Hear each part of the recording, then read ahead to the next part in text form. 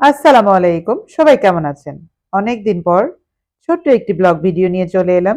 December আর জানুয়ারিটা মোটামুটি বাচ্চাদের winter vacation থাকে।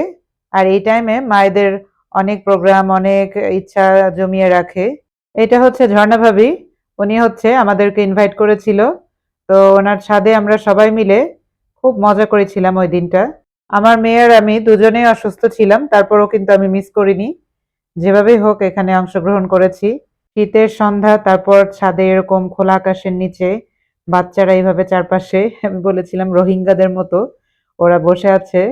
বেশ মজা লাগছিল দেখে। তারপর গরম গরম পেঁয়াজি ভাজা হচ্ছে, পাশেই সাউন্ড বক্সে জোরে জোরে গান বাজছিল। পুরো সময়টা এত মজা করেছি, সত্যি আমার যে এত শরীর খারাপ ছিল আমি বুঝতেই পারিনি। হাসি খুশি আনন্দ ফুর্তি মানুষের মানসিকতা কতটা চেঞ্জ করে। যাই হোক, সবকিছুর জন্য আলহামদুলিল্লাহ।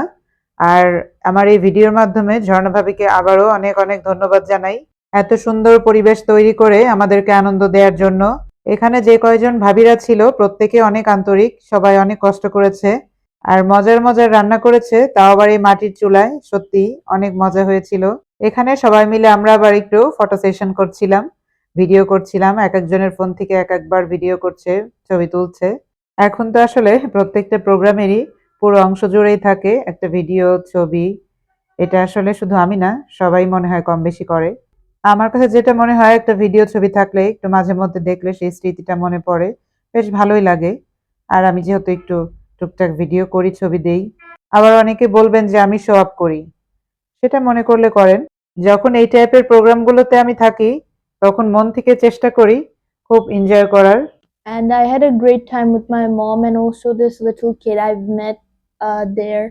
And as you can see, she's so cute, and I was hanging out with her. And during that day, Tony was a little upset about something which I don't know why she was upset. And I couldn't really talk to her, or I didn't know how to approach her. That's why I couldn't really talk to her that much. So, yeah.